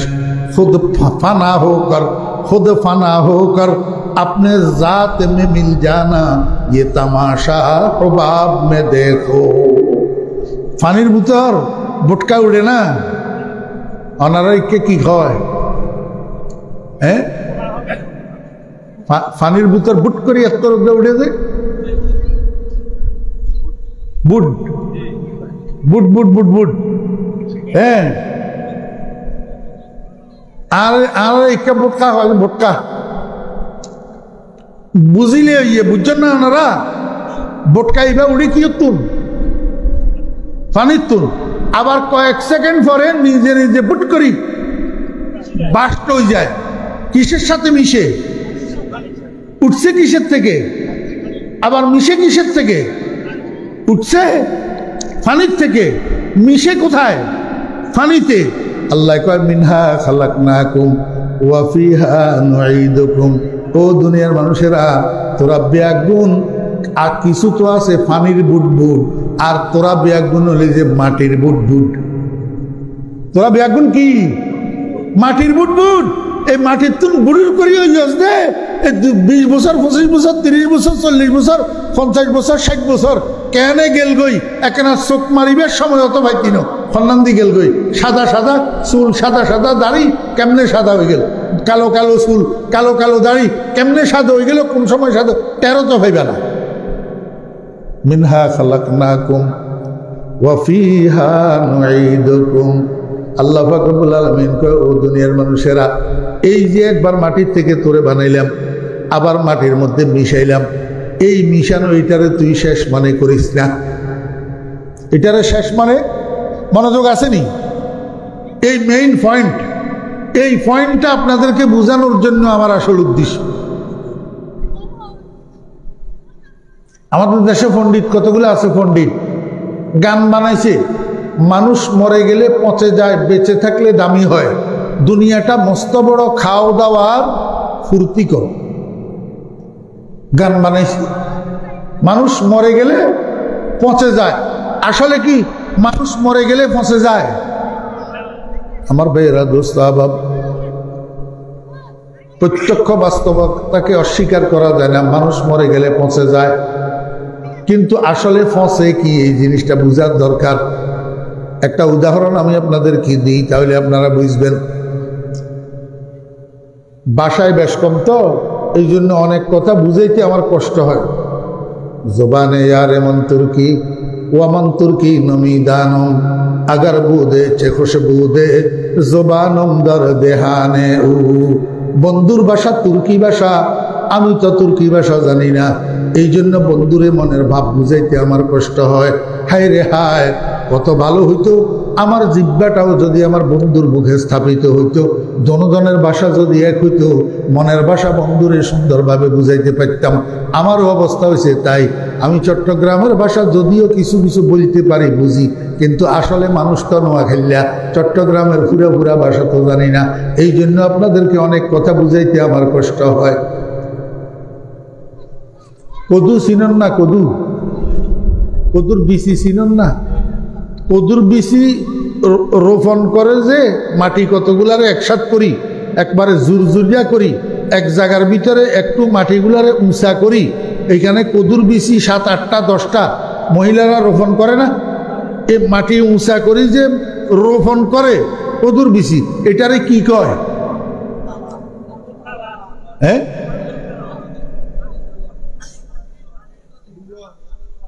তুবা, তুবা, তুবা বানাই যে, আমরা দেশে এটারে মুড়া কর। মানে সাধারণ মাটির থেকে একটু উপরের দিকে উঠাই যাতে পানি না জমে। হ্যাঁ, তুবা, টুবা, টুয়া, টুয়া, টুয়া, এলা বুঝছেন না? মায়া ফুয়া টুয়া উজ্ঞা বানাই এই বাম হাতের তালুর ভিতরে কদুর বিচি 10টা লই তো টুয়া এটার ফাঁসে দিয়ে বসি এমনি 2 আঙ্গুল দি এই কদুর বিচি একটারে ধরি তো মাটির ভিতরে এমনি ঢুকায় 2 আঙ্গুল দিয়ে মাটির ভিতরে ঢুকাইলে কয় ইঞ্চি যায় 1-1.5 ইঞ্চি তো 1-1.5 ইঞ্চি গর্ত একটা হয়েছে না তো এবার আরেকটা কদুর বিচি লয় এটার থেকে 4-5 ইঞ্চি দূরে এবার আরেকটা কদুর বিচি এমনি ঢুকায় আরেকটা গর্ত হয়েছে না আমার বেয়েরা দোস্ত আবাব এইভাবে 10টা কদুর বিচি মাটির ভিতরে একটা একটা একটা একটা করে ঢুকাইছে যেই গর্তগুলা হয়েছে এই গর্তগুলারে আবার হাতের তালু দি চতুর্দিক থেকে মাটিরে টানি গর্ত এগুলা বরট করি এটারে আমরা দেশে কয় রোপণ আমরা দেশে কি কয় বুঝি থাকলে বলুন তো আসলে কি রোপণ না দাফন আসলে রোপণ না দাফন সুশীল সুশীল কি সুশীল আমরা দেশে আসেন না নাই জ্ঞান পাপী কি জ্ঞান পাপী বুদ্ধিজীবী নামের মূর্খ বুদ্ধিজীবী নামের মূর্খ ওই মহিলা এটার পাশে দিয়ে দাঁড়ায় দাঁড়ায় তামাশা দেখতেছে মহিলা এটা কি করে যখন মহিলা এটার রোপণ শেষ হয়েছে বুদ্ধিজীবী কয় এই পাগলি মহিলা এটা কি করলি এই কদুর বিচি এগুলার মাটির তলে কেন ঢুকাইলি মহিলা কয় কেন কি হয়েছে এই যে তুই মাটির তলে কদুর বিচিগুলা ঢুকাইলি এগুলা মাটির তলে ফসিয়ে না যাবে এতে তোর লাভ হইল কি এত পরিশ্রম কেন করলি মহিলা এটা কয় ও পাগল আমি পাগলি না তুই পাগল তোর 14 গোষ্ঠী পাগল তোর জানা নাই এই কদুর বিচি এগুলারে আমি মাটির নিচে ঢুকাইছি 1-1.5 ইঞ্চি মাটির নিচে ঢুকাইয়া আবার উপর দিক মাটি দিয়া দাফন করে দিয়েছি 5-7 দিন পরে এই কদুর বিচির উপরের খোসাটা পচি যাবে উপরের খোসাটা ভিতরে একটা শ্বাস আছে শ্বাস ভিতরে একটা কি আছে শ্বাস আছে এই শ্বাসিটা পচে না শ্বাসিটা উপরের খোসাটা পচে শ্বাস কিন্তু পচে না 4-5 দিন 6 দিন যাওয়ার পরে চতুর্দিকের মাটির থেকে শ্বাসিটায় শক্তি সঞ্চার কইরা উপরের মাটিগুলারে ঠেলি উপরের দিকে উঠবে 2টা পাতা আকৃতি ধরিয়া আর 4-5 দিন পরে আরেকটু বড় হবে তখন আর 2টা পাতা হবে আর 4-5 দিন পরে আর 2টা পাতা হবে আর 2টা পাতা হবে আরেকটু বড় হবে এইভাবে করতে করতে এই কদুর বিচির থেকে বাইর হওয়া আরেকটা কদুর গাছ বিশাল আকৃতির লম্বা হবে একটা টিনের ঘরের 4টা চাল ভর্তি হয়ে যাবে ওই একটা কদুর বিচির থেকে বাইর হওয়া এই গাছের থেকে শত শত কদু বাইর হবে শাক বাইর হবে লতা বাইর হবে পাতা বাইর হবে কিন্তু কখন যখন এই কদুর বিচি এটারে তুই 1-1.5 ইঞ্চি মাটির নিচে দাফন করবি তখন যদি 1 মন কদুর বিচি সুপার হাইওয়ে ফিজ রাস্তার উপরে তুই ছিটাইয়া দেওস মাসের পর মাস যাবে কিন্তু একটা গাছও উঠবে না একটা গাছও উঠবে না তুই যেটারে পাগলামি বলছিস এটা আসল পাগলামি না এটা আসল বিজ্ঞান এটা আসল বিজ্ঞান আর তোরা যেটারে বিজ্ঞান মনে করস সেটা হলো মূর্খতা এটা কি দৃষ্টান্তটা বুঝছেননি আপনারা কদুর বিচি দাফন করার দ্বারা কি মরে মরে ফসে ফসে উপরের খোসাটা পচে উপরের খোসাটা পচে এই পচনের দ্বারা কদুর বিচির আসল জীবন যেটা সেটা বাধাগ্রস্ত হয় না বরং আসল জীবনে মাত্র পদার্পণ করে একটা কদুর বিচিরে দাফন করা মানি কদুর বিচি শেষ না শুরু বুঝছেন একটা কদুর বিচি দাফন করা মানি শেষ না শুরু ঠিক তদ্রূপ একটা মানুষ মরে যাওয়া মানি একটা মানুষের কবর দেওয়া মানি শেষ নয় মাত্র শুরু मात्र की जिंदगी नाम है दुनिया से गुजर जाने का जिंदगी नाम है दुनिया से गुजर जाने का और हयाते अबदी नाम है मर जाने का वमल हयात दुनिया इल्ला मताउल वमल हयात दुनिया इल्ला लहू व लइब व इन्नद दारल आखिरता लहियल हयावान। ও ভাইরা, যুবক ভাইরা, আমরা তো মৌতের শেষ মনে করি, এই জন্য মানুষ কয় মরে গেলে পচে যায়। আমি কই তুই গাধা, মরে গেলে পচে যায় উপরের খোসাটা, ভিতরের শ্বাস যেটা সেটা হইল আসল মানুষ। যেটা আসল মানুষ সেটা মরে না, মনুষ্যত্বের খোসা যেটা এটা মরে। আসল মানুষ যখন কবরে যায় তখন তার বাস্তব জীবনের মাত্র সূচনা হয়, বাস্তব জীবনে মানুষটা মাত্র পদার্পণ করে। এখন তুই যে বলস মানুষ মরে গেলে পচে যায়, বেঁচে থাকলে দামি হয়, তোর কথাটা রং, এটা রাইট কথা না। তুই যে বলিস দুনিয়াটা মস্ত বড়, আসলে দুনিয়াটা মস্ত বড় নয়, দুনিয়াটা মস্ত ছোট। খাও দাওয়ার ফুর্তি করো নয়, খাও দাওয়ার আল্লাহর গোলামি করো। তুই যে বুঝস না, আল্লাহ পাক রব্বুল আলামিন কয় ও দুনিয়ার মানুষেরা, মরণের শেষ মনে করবি না। মাটির ভিতরে তোরে, মাটির থেকে তোরে বাইর করছি, আবার মাটির মধ্যে তোরে ঢুকাইতেছি। আজকে যে তোকে মাটির মধ্যে ঢুকানো হইতেছে এটা শেষ নয়। আল্লাহ কও মিনহা নুখরিজুকুম তারাতান উখরা। ও দুনিয়ার মানুষেরা, একটা দিন আসবে শুক্রবার। কিবার? মনোযোগ আসেনি? একটা দিন আসবে কিবার? শুক্রবার। দুনিয়ার মানুষেরা স্বাভাবিক জীবনযাপনের রত, কেউ ব্যবসা করতেছে, কেউ চাষাবাদ করতেছে, কেউ চাকরি বাকরি করতেছে। ওই দিন শুক্রবারেও মানুষ রীতিমতো ঘর থেকে বাইর হবে। ব্যবসায়ীরা ব্যবসায় যোগ দেওয়ার জন্য, চাকরিজীবীরা চাকরিতে যোগ দেওয়ার জন্য, কৃষকেরা হাল চাষ করার জন্য ঘর থেকে বাইর হবে। যখন ঘর থেকে বাইর হবে তখন গুনগুন গুনগুন একটা শব্দ বাঁশির সুরের মতো মানুষ শুনতে পাবে, কিন্তু মানুষ ভ্রুক্ষেপ করবে না। মানুষ মনে করবে কোথাও কোনো রাখাল বুঝি বাঁশি বাজাইতেছে। কিন্তু আস্তে আস্তে সূর্য যখন উপরের দিকে উঠতেছে, বেলা 8টা-9টা যখন বাজে, এবার আস্তে আস্তে ওই সুরটা আর একটু মোটা হইয়া শোনা যাইতেছে। এইবার মানুষ খেয়াল করবে, কিরে আগে তো মনে করছিলাম বাঁশির আওয়াজ, এখন তো দেখি বাঁশির আওয়াজ না, এখন তো দেখি এটা অন্য কোনো জিনিস। এইবার মানুষ খোঁজ নেওয়া শুরু করবে। বাঁশখালীওয়ালারা একদিকে কক্সবাজার খোঁজ নিবে, আরেকদিকে চট্টগ্রাম শহরে খোঁজ নিবে। চতুর্দিক থেকে খোঁজ আসবে যে এই আওয়াজ শুধু তোমাদের বাঁশখালীর আওয়াজ না, এটা গোটা বাংলাদেশের মধ্যে সমান তালে শোনা যাইতেছে। এবার আস্তে আস্তে খবর হবে শুধু বাংলাদেশ না, পুরো এশিয়ার মধ্যে সমান তালে শোনা যাইতেছে। এবার আস্তে আস্তে খবর হবে শুধু এশিয়া না, গোটা পৃথিবীতে সমান তালে শোনা যাইতেছে। ওই একটা আওয়াজ বরাবর সূর্য উপরের দিকে উঠবে, আর ওই আওয়াজটা আস্তে মোটা হবে, মোটা হবে, মোটা হবে। আমার ভাইয়েরা, সূর্য যখন মাথার উপরে স্থির হবে, একদম সমান মাঝখানে আসবে, মাথার উপর সোজা, ঠিক 12টা 1 মিনিটও নয়, 11টা 59 মিনিটও নয়, ঠিক 12টা যখন বাজবে, আল্লাহু আকবার, এই আওয়াজটা এত মোটা হবে, এত বিকট আওয়াজে পরিণত হবে। বিকট আওয়াজে। কিরকম বিকট? মুহাম্মদুর রাসূলুল্লাহ সাল্লাল্লাহু আলাইহি ওয়াসাল্লাম বলেন, আমার উম্মতেরা, আকাশ থেকে যে বজ্রপাত হয়, ঠাডা পড়ে, এটা তো তোমরা শুনো। এরকম লক্ষ লক্ষ কোটি কোটি কোটি কোটি ঠাডার আওয়াজ একত্রিত করলে যেরকম বিকট হয়, তার চেয়েও কোটি গুণ বিকট হবে এই আওয়াজটা। এটা আসলে কিসের আওয়াজ? এটা ইসরাফিল আলাইহিস সালামের সিঙ্গার ফুৎকারের আওয়াজ।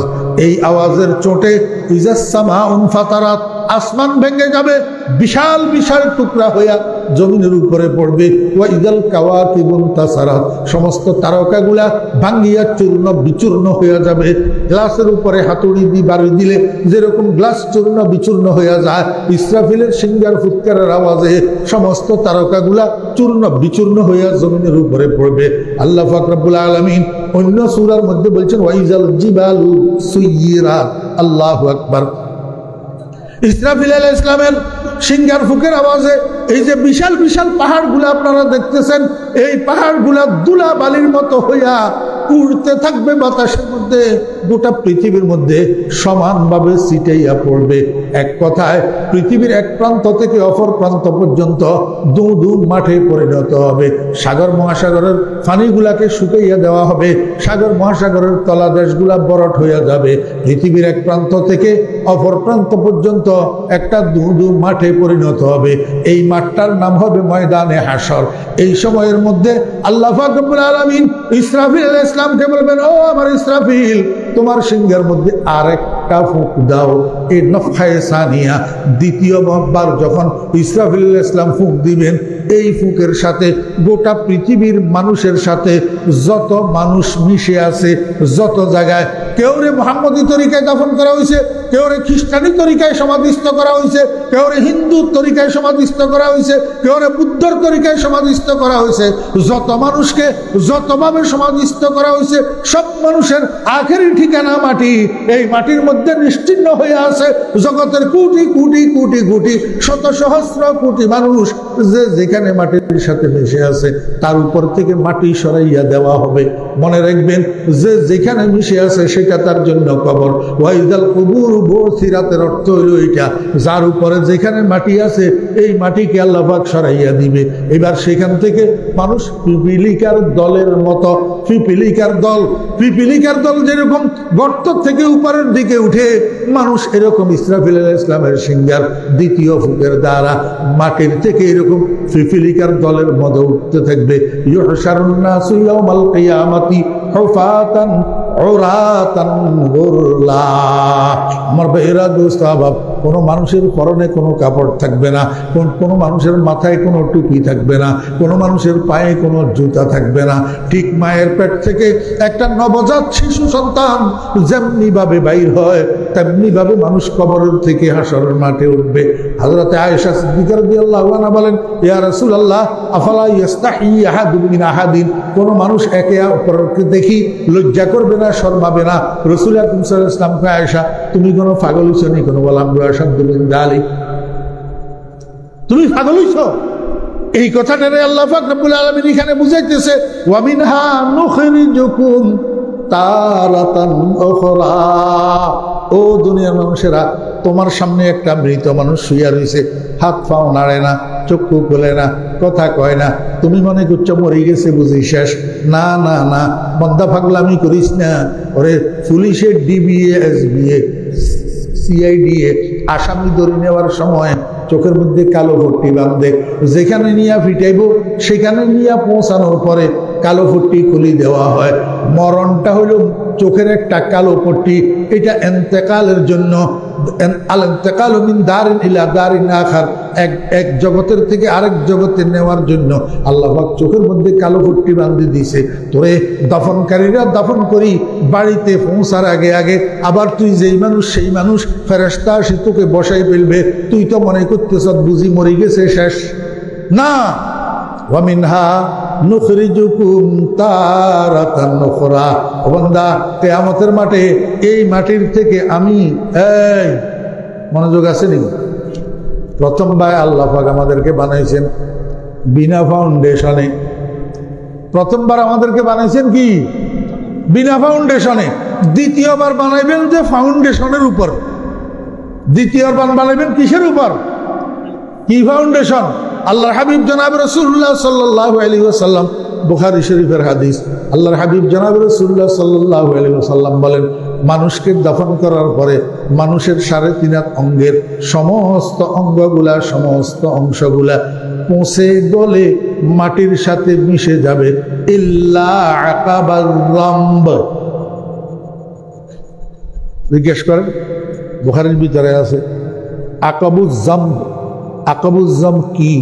ও বেরা দোস্ত আহবাব, এই যে গরু, ধরেন গরু দিয়া বুঝাইতে বেশি সুবিধায়, গরুর একটা লেন্স আছে না, আর একটা ফিটের উপরে মেরুদণ্ড আছে না, তো মেরুদণ্ডের মধ্যে এরকম এই হাড়ের কোটা কতগুলো আছে, এগুলো একটার সাথে একটা আল্লাহর কুদরতের গাম দিয়া, আটা দিয়া লাগানো। একেবারে সর্বশেষ কোটা যেটার লগে আসি লেজ ফিটিং হয়েছে, লেজ, হ্যাঁ, এইটারে বলে আকাবুজ্জম।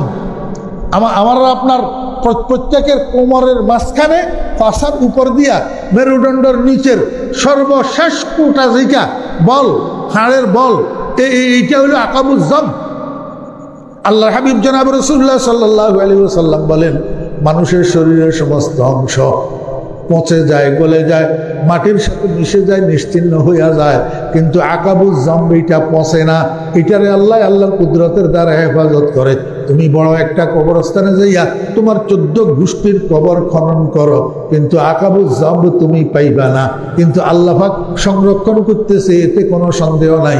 কারণ রহমতুল লিল আলামিনের জবান, রহমতুল লিল আলামিনের জবান এই আকাবুজ্জম এইটার উপরে ভিত্তি করি আল্লাহ পাক রব্বুল আলামিন হুবহু মানুষটা, হুবহু বলতে কি বুঝেন? মানুষের হাতের মধ্যে ফিঙ্গার আছে নি, আঙ্গুল, এই আঙ্গুলের ভিতরে সূক্ষ্ম সূক্ষ্ম সূক্ষ্ম সূক্ষ্ম রেখা কতগুলো আছে নি? জি, আল্লাহু আকবার। আপনার মোবাইলের মধ্যে ফিঙ্গারপ্রিন্টের এই অপশন আছে, দেখিয়েন আঙ্গুলের মধ্যে কোনো রকম আপনি কোনো কিছু তেল অথবা পান খাওয়ার চুন একটু যদি লাগে, এরপরে যদি ফিঙ্গার দেন তো ফিঙ্গার আসবে না, ফিঙ্গার লবে না। কারণ এত সূক্ষ্ম রেখা এগুলা। সামান্য একটু চুন লাগলে, সামান্য একটু ময়লা লাগলে, সামান্য একটু তৈল লাগলে তখন ফিঙ্গার আর আসে না, এত সূক্ষ্ম রেখা। আল্লাহ পাক রব্বুল আলামিন কয় বাল নুসাব্বিয়া বানানা, আমি কিয়ামতের ময়দানে এই শত সহস্র কোটি মানুষ যে বানাবো, দুনিয়ার ভিতরে তার ফিঙ্গারের রেখা যেরকম ছিল, যেটা ছিল কিয়ামতের ময়দানে হুবহু ফিঙ্গারের রেখা সেটাই থাকবে, কোনো একটা এই সূক্ষ্ম রেখার পরিবর্তন হবে না। কি মনে করছো বাঁচি যেটা বাঁচার সুযোগ নাই? আল্লাহ পাক আমাদেরকে প্রত্যেকে মরণের জন্য তৈরি হওয়ার তৌফিক দান করেন। সবাই 5 ওয়াক্ত নামাজের পরে আমিও দোয়া করি, আপনারাও দোয়া করবেন। আল্লাহুম্মা ইয়া ফাতিরাস সামাওয়াতি ওয়াল আরদ আনতা ওয়ালিয়্যুনা ফিদ দুনিয়া ওয়াল আখিরাহ তাওয়াফানা মুসলিমান ওয়া আলহিকনা বিস-সালিহিন। কোরআন শরীফের মধ্যে আল্লাহ পাক বলছেন, ওয়ালা তামুতুন্না ইল্লা ওয়া আনতুম মুসলিমুন। ও বান্দা, মুসলমান যতক্ষণ হইতে না পারো ততক্ষণ মরিও না। এখন না মরিও তো উপায় নাই, এখন মুসলমান হিসাবে মৃত্যুবরণ করা সেইটাও তো আমার হাতে নাই। আহকামুল হাকিমিন রব্বুল আলামিনের মেহেরবানি আর দয়া ছাড়া আমি মুসলমান হইয়া মরা আমার পক্ষে সম্ভব না। এই জন্য 5 ওয়াক্ত নামাজের পরে সকাল বিকাল সব সময় দোয়া করবেন, আল্লাহুম্মা ইয়া ফাতিরাস সামাওয়াতি ওয়াল আরদ আনতা ওয়ালিয়্যুনা ফিদ দুনিয়া ওয়াল আখিরাহ। আয় আল্লাহ, তুমি আসমান জমিনের বানানেওয়ালা, তুমি আসমান জমিনের স্রষ্টা, আর তুমি দুনিয়া আখিরাতে আমার অভিভাবক, তুমি দুনিয়া আখিরাতে আমার ওলি, দুনিয়া আখিরাতে আমার কর্তা, দুনিয়া আখিরাতে আমার বন্ধু। তাওয়াফানি মুসলিমা, আয় আল্লাহ তুমি আমাকে মুসলমান হিসাবে মৃত্যু দান করো, মুসলমান হিসাবে মৃত্যু দিও, আমি মুসলমান হইয়া যেন মরতে পারি। ওয়া আলহিকনি বিস-সালিহিন, আয় আল্লাহ তোমার নেক বান্দাদের আমাকে অন্তর্ভুক্ত করে দাও। দোয়া করবো তো ইনশাআল্লাহ, ইনশাআল্লাহ, ইনশাআল্লাহ। আর উঠকে বৈঠকে চলায় ফেরায় লা ইলাহা ইল্লাল্লাহ, লা ইলাহা ইল্লাল্লাহ, লা ইলাহা ইল্লাল্লাহ। যেখানে বসবেন, যেখানে যাইবেন লা ইলাহা ইল্লাল্লাহ, লা ইলাহা ইল্লাল্লাহ মুখের মধ্যে জপ রাখবেন। কারণ যেই মুহূর্তে মউত আসবে লা ইলাহা ইল্লাল্লাহর সাথে আসবে। মনে রাখবেন, কোনো মানুষ দুনিয়া থেকে বিদায় হওয়ার সময় শেষ কথা তার মুখ থেকে লা ইলাহা ইল্লাল্লাহ যদি বাইর হয়, কোনো হিসাব নিকাশ নাই। খোদার কসম, সাদাকাল্লাহু ওয়া সাদাকা রাসূলুহু, কোনো হিসাব নিকাশ নাই। মান কানা আখিরু কালামিহি লা ইলাহা ইল্লাল্লাহ দাখালাল জান্নাহ, বিনা হিসাবে। আল্লাহ পাক আমাদেরকে আমল করার তৌফিক দান করেন। ওয়া আখিরু দাওয়ানা আনিল হামদুলিল্লাহি রাব্বিল আলামিন ওয়া সাল্লাল্লাহু তাআলা আলা খায়রি খালকিহি মুহাম্মাদিন ওয়া আলিহি ওয়া সাহবিহি আজমাইন। দুরূদ শরীফ পড়েন।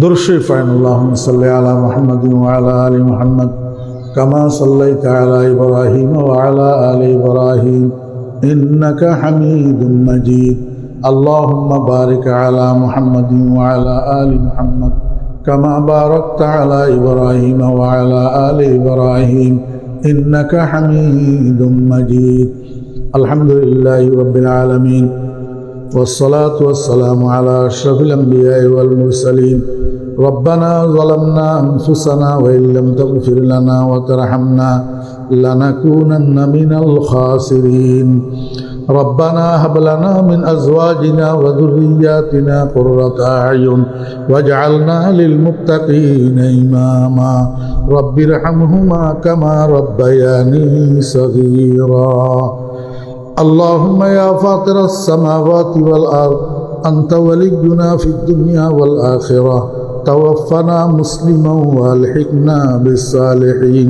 اللهم أعنا على ذكرك وشكرك وحسن عبادتك اللهم إنا نسألك رضاك والجنة ونعوذ بك من سخطك والنار اللهم إنا نسألك رضاك والجنة ونعوذ بك من سخطك والنار اللهم لا تخزنا في الدنيا ولا في الآخرة بمعصيتنا يا أرحم الراحمين اللهم إنا نعوذ بك من خزي الدنيا وعذاب الآخرة يا الله يا أرحم الراحمين يا الله আজকের সম্মেলনকে কবুল ফরমান ইয়া আল্লাহ শুরু থেকে শেষ পর্যন্ত যত আলোচনা হয়েছে দয়া করে ভুল ত্রুটিগুলো মাফ করে দেন আয় আল্লাহ সহি কথাগুলোর উপর আমাদেরকে আমল করার তৌফিক দান করেন ইয়া আল্লাহ রাত্রের প্রায় 12টার কাছাকাছি বাজতেছে আমার এই ভাই বন্ধুরা তখন রাত পর্যন্ত এখানে কেন বসে রয়েছেন আল্লাহ কেউ তো টাকার জন্য আসেন নাই ভোটের জন্য আসেন নাই সম্মানের জন্য আসেন নাই আপনার রহমতের ভিখারি হইয়া দুইখানা হাত আপনার শাহী দরবারে উঠে রাখছে মাওলা আমাদের একটা হাতও খালি ফেরত দিয়েন না হে আল্লাহ সবগুলা হাত আপনার রহমতের দ্বারায় ভর্তি করে দেন মাগফিরাতের দ্বারা ভর্তি করে দেন হে আল্লাহ আমাদের প্রত্যেককে মাগফুর বানাইয়া বাড়িতে ঘরে নিয়ে যান হে আল্লাহ আয় আল্লাহ জীবনের গুনাহগুলা মেহেরবানি করে মাফ করে দেন হে আল্লাহ হে আল্লাহ আমাদের মেহেরবান আব্বা আম্মার গুনাহ মাফ করে দেন দাদা দাদি নানা নানি শ্বশুর শাশুড়ি উস্তাদ মুর্শিদ পূর্বপুরুষ বংশধর মুরব্বীদের গুনাহ মাফ করে দেন আয় আল্লাহ ওনাদের কবরকে জান্নাতের বাগান বানাইয়া দেন রব্বির হামহুমা কামা রব্বায়ানি সগীরা হে আল্লাহ বাঁশখালী ইসলামী সম্মেলন পরিষদকে কবুল ফরমান আয় আল্লাহ সকল সদস্যদেরকে কবুল ফরমান আয় আল্লাহ এই মাহফিলের যারা আয়োজন করেছেন টাকা দিয়া পয়সা দিয়া শ্রম দিয়া সময় দিয়া সকলের সব ধরনের মেহনত কোরবানিগুলোকে কবুল ফরমান আয় আল্লাহ এর বিনিময়ে ওনাদের দুনিয়া আখিরাতকে আবাদ করে দেন দুনিয়া আখিরাতে ইজ্জত সম্মান দান করেন রুজি রোজগারের মধ্যে বরকত দেন ইয়া আল্লাহ আমরা যারা হাত উঠাইছি আমাদের মধ্যে যারা অসুস্থ আছে দয়া করে শেফা দান করেন আয় আল্লাহ আমাদের বিবি বাচ্চাদের মধ্যে যারা অসুস্থ আছে দয়া করে শেফা দান করেন ইয়া আল্লাহ ইয়া আল্লাহ আজকের মাহফিলের মাইকের আওয়াজ চতুর্দিকে যতটুক যায় সমস্ত কবরস্থানগুলির মুর্দেগানের কবর আযাব মাফ করে দেন ইয়া আল্লাহ ইয়া আরহামার রাহিমিন ইয়া আকরামাল আকরামিন মাইকের আওয়াজের সাথে আয় আল্লাহ পর্দার আড়াল থেকে যে সমস্ত মা বোনেরা বয়ান শুনতেছেন দোয়ায় শরীক হইতেছেন আল্লাহ সেই সমস্ত মা বোনদের জিন্দেগির গুনাহ মাফ করে দেন মনের নেক কামনা বাসনা পূরণ করে দেন আয় আল্লাহ সমস্ত মা বোনদেরকে নেককার দিনদার পর্দানসী বানাইয়া দেন এ আল্লাহ আজকের এই মাহফিলের উসিলায় এই জলদি এলাকার সমস্ত যুবক তরুণ ভাইদেরকে নামাজি বানাইয়া দেন আয় আল্লাহ আপনার হাবিবের সুন্নতের অনুসারী বানাইয়া দেন দাড়িওয়ালা বানাইয়া দেন টুপিওয়ালা বানাইয়া দেন নামাজি বানাইয়া দেন ইয়া আল্লাহ আপনার নাফরমানির থেকে গুনার কাজের থেকে ফ্রি ফায়ারের থেকে পাবজি থেকে আয় আল্লাহ নাচ গানের থেকে আপনার হাবিবের যুবক যুবতী উম্মতদেরকে আল্লাহ হেফাজত করেন ইয়া আল্লাহ এই মাহফিলের উসিলায় গোটা জলদি বাজারের উপরে রহমত নাজিল ফরমান আয় আল্লাহ সমস্ত ব্যবসায়ী ভাইদের ব্যবসার মধ্যে বরকত দান করেন আয় আল্লাহ এই বাজারটাকে আপনার আযাব ও গজবের থেকে হেফাজত ফরমান আসমানি জমিনি বলা মুসিবত থেকে হেফাজত ফরমান ইয়া আল্লাহ যারা দোয়া চেয়েছেন কার কি হাজত আছে আপনার জানা আছে সকলের মুবাহ হাজাত পূরণ করে দেন যারা প্রবাসে আছেন আয় আল্লাহ আপনি সহি সালামতে রাখেন, কামাই রুজির মধ্যে বরকত দান করেন, বিপদ আপদের থেকে হেফাজত করেন। ইয়া আল্লাহ আপনার হাবিবের উসিলায় দোয়া দরখাস্ত কবুল ফরমান, আপনার হাবিবের দরবারে কোটি কোটি দরুদ ও সালামের হাদিয়া পৌঁছান। ওয়া সাল্লাল্লাহু তাআলা আলা খায়রি খালকিহি মুহাম্মাদিন ওয়া আলিহি ওয়া সাহবিহি আজমাইন বিরহমাতিকা ইয়া আরহামার রাহিমিন। আসসালামু আলাইকুম।